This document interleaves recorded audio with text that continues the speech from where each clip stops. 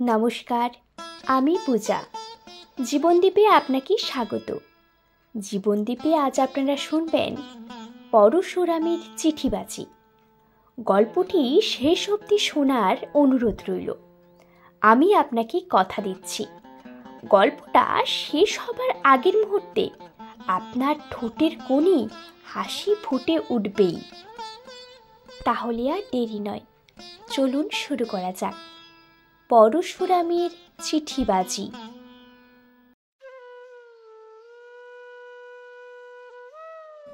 সুকান্ত দত্ত অতি ভালো ছেলে। এমএসসি পাশ করার কিছুদিন পরেই পিএইচডি ডিগ্রি পেয়েছে। একটি ভালো চাকরি জোগাড় করে প্রায় বছর খানিক সিন্ধি সার কারখানায় কাজ করছে। তার বাপ মা নেই, মামাই তাকে মানুষ করেছেন। আজ সকালের ডাকে মামার কাছ থেকে সুকান্ত একটা চিঠি পেয়েছে। তিনি লিখেছেন, সুকান্ত, তোমার বিবাহ স্থির করেছি। বিজয়লক্ষ্মী কটন মিলের কর্তা বিজয় ঘোষের মেয়ে সুনন্দার সঙ্গে, বনেদি বংশ। বিজয়বাবু আমাদের কাছাকাছি শাখারি পাড়াতেই থাকেন। মেয়েটি সুশ্রী, খুব ফর্সা। বিএসসি পাশ করতে পারেনি, তবে বেশ চালাক। ফটো পাঠালাম। তোমারই উচিত ছিল নিজে দেখে পাত্রী পছন্দ করা, কিন্তু একালে ছেলে হয়ে কেন যে তুমি আমার ওপর ভার দিলে তা বুঝতে পারি না। যাই হোক, আমি যথাসাধ্য দেখে শুনে এই পাত্রী স্থির করেছি। আশা করি তোমারও পছন্দ হবে। 23শে ফাল্গুন বিবাহ, 5 সপ্তাহ পরেই। তুমি এখন থেকে চেষ্টা করো যাতে 15 দিনই ছুটি পাও। বিবাহের অন্তত 2 দিন আগে তোমার আসা চাই। সুকান্ত মামা চিঠিটা মন দিয়ে পড়ল, ফটোটাও ভালো করে দেখল। কিছুক্ষণ ভেবেই সে তার রঙের বাক্স থেকে 3-4 রকমের রং নিয়ে এক টুকরো কাগজে লাগালো এবং বাঁ হাতের কবজির ওপর কাগজখানা রেখে বারবার দেখতে লাগলো তার গায়ের সঙ্গে মিল হচ্ছে কিনা। তারপর আরও খানিকক্ষণ ভেবেই এই চিঠি লিখল, শ্রীযুক্তা সুনন্দা ঘোষ সমীপে। আমার সঙ্গে আপনার বিবাহের সম্বন্ধ স্থির হয়েছে। মামাবাবুর চিঠিতে জানলুম আপনি খুব ফর্সা, কিন্তু আমার গায়ের রং খুব ময়লা। হয়তো আপনি শুনেছেন শ্যামবর্ণ, কিন্তু তাতে অনেক রকমের শেড বোঝায়। আমার গায়ের রং ঠিক কী রকম তা আপনাকে জানানোর কর্তব্য মনে করি। সেজন্য এক টুকরো কাগজে রং লাগিয়ে পাঠাচ্ছি। আমার বাঁ হাতে কবজির ওপরে পিঠের সঙ্গে মিল আছে। এই রকম গাঢ় শ্যামবর্ণ স্বামী যদি আপনার আপত্তি না থাকে, তবে দয়া করে 1 লাইন লিখবেন। আপত্তি নেই। আমার ঠিকানা লেখা খাম পাঠালাম। যদি আপত্তি থাকে তবে চিঠি লেখার দরকার নেই। 5 দিনের মধ্যে আপনার উত্তর না পেলে বুঝবো আপনি নারাজ। সেক্ষেত্রে আমি মামাবাবুকে জানাবো এই সম্বন্ধ আমার পছন্দ নয়, অন্য পাত্রী দেখা হোক। ইতি সুকান্ত। 4 দিন পরে উত্তর এলো, ডক্টর সুকান্ত দত্ত সমীপে। আপত্তি নেই, কিন্তু প্রকৃত খবর আপনি পাননি। আমার গায়ের রং আপনার চাইতেই ময়লা। কোণে দেখবার সময় আমাকে প্রিন্ট করে আপনার মামাবাবুকে ঠকানো হয়েছে, কিন্তু আপনার মতো সত্যবাদী ভদ্রলোককে আমি ঠকাতে চাই না। আমার কাছে ছবি আঁকার রং নেই। আপনি যে নমুনা পাঠিয়েছেন সেই কাগজ থেকে এক টুকরো কেটে তার ওপর ব্লু ব্ল্যাক কালি লাগিয়ে আমার হাতের রং সমান করে পাঠালাম। পুরুষের কালো রঙেই কেউ দোষ ধরে না, কিন্তু সবাই ফর্সা মেয়ে খোঁজে। যে চোখ কালো সেও অবসরে বিদ্যে ধরি বউ চাই। আপনি সংকোচ করবেন না। আমার কালো রঙে আপনার আপত্তি থাকলে সম্বন্ধ বাতিল করে দেবেন, আর আপত্তি না থাকলে দয়া করে 5 দিনের মধ্যেই 1 লাইন লিখে জানাবেন। ইতি সুনন্দা। চিঠি পেয়েই সুকান্ত উত্তর লিখল, আপনার রং আমার চাইতে এক পুঁচ বেশি ময়লা হলেও আমার আপত্তি নেই, তবে সত্যি কথা বলবো, প্রথমটা মনটা খুঁত খুঁত করেছিল, কারণ সুন্দরী বউ একটা সম্পদ, স্বামীর গৌরব আর প্রতিপত্তি বৃদ্ধি করে। কিন্তু পরেই মনে হলো এইরকম ভাবা নিতান্ত মূর্খতা। ফটো দেখে বুঝেছি আপনার সগৌরবের অভাব নেই, তাই যথেষ্ট। রং ময়লা হলেই মানুষ কুৎসিত হয় না। আমার একটা বদ অভ্যাস আছে, জানানো উচিত মনে করি। রোজ 15-20টা সিগারেট খাই। আমার এক বৌদিদি বলেন সিগারেট করতে নিঃশ্বাসে নাকি একটা বিশ্রী মুখ পড়া গন্ধ হয়, তাদের বউরা তা পছন্দ করে না, কিন্তু চক্ষু লজ্জায় কিছু বলতে পারে না। 2-4টে বাঙালি মেয়ে যারা মেমদের দেখা দেখি সিগারেট ধরেছে, তাদের অবশ্যই আপত্তি হতে পারে না, কিন্তু আপনি নিশ্চয়ই সে দলে নন। আপনার আপত্তি থাকলে এক লাইন লিখে জানাবেন, আমি সম্বন্ধ বাতিল করে দেব। ইতি সুকান্ত। 4 দিন পরেই সুনন্দার উত্তর এলো, মুখ পোড়া গন্ধে আমার আপত্তি নেই, কিন্তু শুনেছি সিগারেট খেলে নাকি ক্যান্সার হয়। আপনি ওটা ছেড়ে দিয়ে হুকু ধরুন না, তার গন্ধেও আমার আপত্তি নেই। আমারও একটা বিশ্রী অভ্যাস আছে, রোজ 20-25 খিলি পান আর দোক্তা খাই। তাদের অবস্থা বুঝতেই পারছেন, যারা পান দোক্তা খায় তাদের নিঃশ্বাসে নাকি অ্যামোনিয়ার গন্ধ থাকে। আমার ছোট ভাই লম্বুর নাক অত্যন্ত সেন্সিটিভ, কুকুরের চাইতেও। রেডিওতে যখন কৃষ্ণ সোহাগিনী দেবীর কীর্তন হয়, তখন লম্বু অ্যামোনিয়ার গন্ধ পায়। আবার গ্রামাফোনে যখন ওস্তাদ বড়ে গোলাম মাওলার দরবারের কানাডার রেকর্ড বাজে, তখন লম্বু রসুনের গন্ধ পায়। আমার বদ অভ্যাসে আপনার আপত্তি না থাকলে এক লাইন লিখে জানাবেন, নতুবা সম্বন্ধ ভেঙে দেবেন। ইতি সুনন্দা। সুকান্ত উত্তর লিখল, আপনি যখন সিগারেটের দুর্গন্ধ সইতে রাজি আছেন, তখন আমার পান দোক্তার আপত্তি নেই। তাছাড়া আমাদের কারখানায় অজস্র অ্যামোনিয়া তৈরি হয়, তার ঝাঁজ আমার সয়ে গেছে। আপনার হুকুর প্রস্তাবটা বিবেচনা করে দেখব। কোনো বিষয়ে আমি আপনাকে ঠকাতে চাই না, সেই জন্য আমার আরেকটি ত্রুটি আপনাকে জানাচ্ছি। পুরুষেরা যেমন অনন্যপূর্বা পত্নী চায়, মেয়েরাও তেমনই এমন একটা স্বামী চাই যে কখনো প্রেমে পড়েনি। আমি স্বীকার করছি যে আমি অক্ষত হৃদয় নই। ডেপুটি কমিশনার লালা তোপচাঁদ চোপড়ার মেয়ে সুরঙ্গীর সঙ্গে আমার প্রেম হয়েছিল। তার বাপ মায়ের তেমন আপত্তি ছিল না, কিন্তু শেষটায় সুরঙ্গীই বিগড়ে গেল। সম্প্রতি সে কমার্স ডিপার্টমেন্টের মিস্টার হনুমন্থিয়াকে বিয়ে করেছে। লোকটা মিশ কালো, জমদূতের মতন গড়ন, তবে মাইনে আমার প্রায় 3 গুণ। আমার হৃদয়ের ক্ষত এখন অনেকটা সেরে গিয়েছে। আপনার সঙ্গে বিবাহের পর একেবারে বেমালুম হবে আশা করি।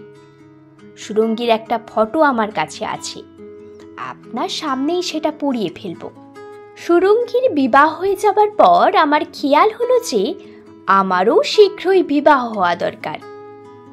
অবসরকালে আমি ছবি আঁকি, ফটো তুলি, নানা রকম বৈজ্ঞানিক গবেষণা করি। গৃহস্থালির ঝঞ্ঝাট পোহানোর জন্য একজন গৃহিণী থাকলে আমি নিশ্চিত হয়ে নিজের শখ নিয়ে অবসর যাপন করতে পারি। এখন আমার জ্ঞান হয়েছে হঠাৎ প্রেমে পড়া বোকামি। একত্র বাস করার ফলে একটু একটু করে স্ত্রী পুরুষের যে ভালোবাসা জন্মায়, তাই খাঁটি জিনিস। সন্তান ভূমিষ্ঠ হবার আগে তাকে দেখবার উপায় নেই, তথাপি মা বাপের স্নেহের অভাব হয় না। সেই রকম বিবাহের আগে পাত্রী না দেখলেও কিছুমাত্র ক্ষতি নেই। সেই জন্যই মামা বাবুর ওপর সব ছেড়ে দিয়েছি। আমার স্বভাব চরিত্র মতামত সব আপনাকে জানালাম। আপত্তি না থাকলে একটি খবর দেবেন। ইতি সুকান্ত। সুনন্দার উত্তর এলো, আপনার স্বভাব চরিত্র আর মতামতে আমার আপত্তি নেই, যেসব চিঠি লিখেছেন তার থেকে বুঝেছি আপনি অতি সত্যনিষ্ঠ অপকট সাধু পুরুষ। অতএব আমিও অপকটে আমার গলদ জানাচ্ছি। প্রবণ কুমার পোস্ট গ্র্যাজুয়েটে পড়তো, তার সঙ্গে আমার প্রেম হয়েছিল, কিন্তু সে ভাদুরী ব্রাহ্মণ।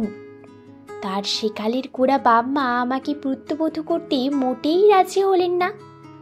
পবন এখন ব্যাঙ্গালোরে আছে, খুব বড় একটা পোস্ট পেয়েছে, তাকে পুরো ভুলতে পারিনি।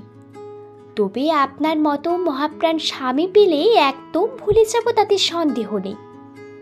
আমি বলি কি, সুরঙ্গী আর প্রবণের ফটো পুড়িয়ে ফেলে কি হবে, বরং একই ফ্রেমে দুটো ছবি বাঁধিয়ে শোবার ঘরে টাঙিয়ে রাখা যাবে, তাতে বিষে বিষে বিষক্ষয় হবে। কি বলেন? আপনার অভিপ্রায় জানাবেন। এটি সুনন্দা। সুনন্দা, তোমাকে আজ নাম ধরেই সম্বোধন করছি, কারণ আমাদের মধ্যে এখন আর কোনো লুকোচুরি রইল না, বিবাহের বাধাও কিছু নেই। লোকে বলে আমি একটা বেশ গম্ভীর প্রকৃতির লোক। শুভাকাঙ্ক্ষী বন্ধুরা অধিক সময় বলে থাকে আমি নাকি বোকা। তোমার চিঠি পড়ে বুঝেছি তুমি আমোদে মানুষ, আর মামা বাবুর চিঠিতে জেনেছি বিএসসি ফেল হলেও তুমি বেশ চালাক। মনে হচ্ছে তোমার আমার স্বভাব পরস্পরের পরিপূরক, অর্থাৎ কমপ্লিমেন্টারি। সাইকোলজিস্টদের মতে এই হলো আসল রাজ্যটক, আদর্শ দম্পতির লক্ষণ। আজ 16ই ফাল্গুন, 7 দিন পরে আমাদের বিবাহ। তোমার সঙ্গে সাক্ষাৎ আলাপের আনন্দ এখনই কল্পনায় উপভোগ করছি। তোমার সুকান্ত। কিছুদিন পরেই সুনন্দার চিঠি এলো। চা ভেস্তে গেল, এমন মুশকিলেও মানুষ পড়ে। পবন ভাদুরী এখানে এসেছে। কাল আমার সঙ্গে দেখা করে বলল, দেখো সুনন্দা, আমি এখন স্বাধীন, ভালো রোজগার করি, বাপ মায়ের বসে চলবার কোনো দরকার নেই। তুমি আমার সঙ্গে চলো, ব্যাঙ্গালোরে সিভিল বা হিন্দু ম্যারেজ যা করতে চাও তাই হবে। এই তো পরিস্থিতি। আমার অবস্থাটা আপনি নিশ্চয়ই বুঝতে পেরেছেন। পবন ভাদুরীকে ফিরিয়ে দেওয়ার সাধ্য আমার নেই। কালই, অর্থাৎ আপনার নির্ধারিত বিবাহের 2 দিন আগেই পবনের সঙ্গে আমি পালাচ্ছি। কিন্তু আপনার প্রতি আমার একটা কর্তব্য আছে, আপনার ব্যবস্থা না করে আমি যাচ্ছি না। আমার বোন নন্দা আমার চাইতে 1.5 বছরের ছোট, দেখতে আমার মতোই, তবে রং বেশ ফর্সা। সেও বিএসসি ফেল, ঝকঝকে দাঁত, পান দক্তা খায় না, এ পর্যন্ত প্রেমেও পড়েনি। আপনার সব চিঠি এসে পড়েছে, পড়ে ভীষণ মোহিত হয়েছে, আপনাকে বিয়ে করবার জন্য মুখিয়ে আছে। ডক্টর সুকান্ত, দোহাই আপনার, কোনো হাঙ্গামা বাঁধাবেন না, বাড়ির কাউকে কিছু বলবেন না। আপনাদের প্রোগ্রাম অনুসারে বরযাত্রী নিয়ে যথাকালে আমাদের বাড়িতে আসবেন। যে মন্ত্র পড়াবে সুবোধ বালকের মতো তাই পড়বেন। আমার বাবা নন্দাকেই আপনার হাতে সম্প্রদান করবে। তাকে পেলে নিশ্চয়ই আপনি সুখী হবেন। আপনি তো গৃহস্থলী দেখবার জন্য একটি গৃহিণী চান, সুতরাং সুনন্দার বদলে নন্দাকে পেলেও আপনার চলবে। নিজের বোন বলে প্রশংসা করা ভালো নয়, নয়তো চুটিয়ে লিখতুম। নন্দা কীরকম চমৎকার মেয়ে। আজ বিদায়। এরপর সুযোগ পেলে আপনার সঙ্গে দেখা করে আমি ক্ষমা চাইব। এটি সুনন্দা। সুনন্দার চিঠি পড়ে সুকান্ত হতভম্ব, খুব রেগে গেলেন। কিন্তু সে ব্যক্তিবাদী জারসান লোক। একটু পরেই বুঝে দেখলেন সুনন্দার প্রস্তাব মন্দ নয়। গৃহিণী যখন দরকার তখন এক পাত্রীর বদলে আরেক পাত্রী হলে ক্ষতি কি? সুকান্ত স্থির করল সে হাঙ্গামা বাঁধাবে না, কোনো রকম খৌজও করবে না, সম্পূর্ণভাবে মামার বশে চলবে। তিনি যেমন ব্যবস্থা করবেন তাই মেনে নেবেন। সুকান্ত কলকাতায় এলে তার মামা বাড়ির কেউ সুনন্দা সম্বন্ধে কিছুই বলল না, কোনো রকম উদ্বেগও প্রকাশ করল না। যথাকালে বরযাত্রীদের সঙ্গে সুকান্ত বিয়ে বাড়িতে উপস্থিত হলো।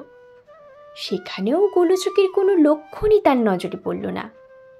সুকান্ত দেখল 16-17 বছরের একটি ছেলে নিমন্ত্রিতের পান সিগারেট পরিবেশন করছে।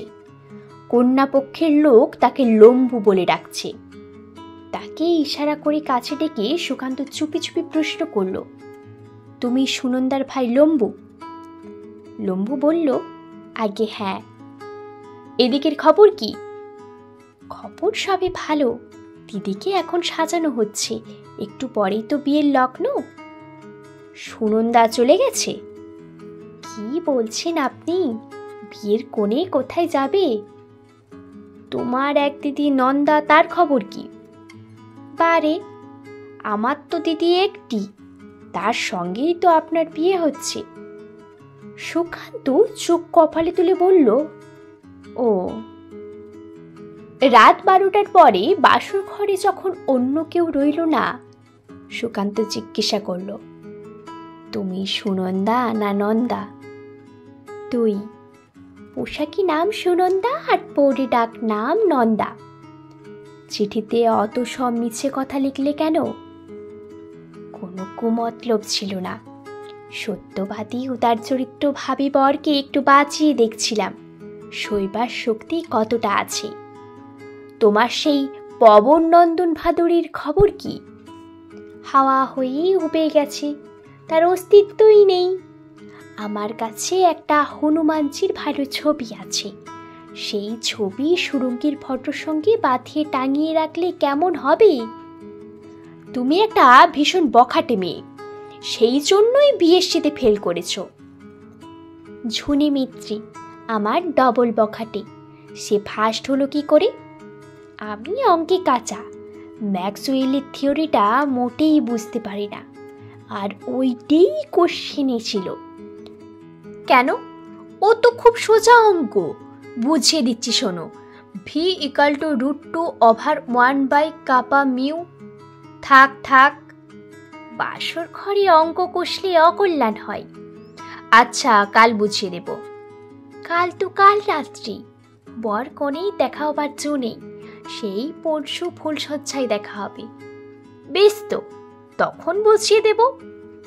ফুলশয্যায় অঙ্ক কষলেই মহাপাতক হয়, তা জানো? ঠাকুমার আবার হাড়ি পাতা রোগ আছে। যদি শুনতে পাই যে নাচ জামাই ফুলশয্যায় অঙ্ক কষছে, তবেই গোবর খাইয়ে প্রায়শ্চিত্ত করাবেন। তারা কিসের? আমি তো পালাচ্ছি না, বছর খান্নিক যাক, তারপর বুঝিয়ে দিও। আচ্ছা, তাই হবে। এখন ঘুমোনো যাক, কি বলো? দেখো সুনন্দা, তুমি খাসা দেখতে। তাই নাকি? তোমার দৃষ্টি তো খাবো তীক্ষ্ণ। সুনন্দা, আমার কি ইচ্ছে হচ্ছে জানো? আমাকে চিবিয়ে খেয়ে ফেলতে? ঠিক তা নয়, মনে হচ্ছে। মনে হোক কি, এখন ঘুমাও।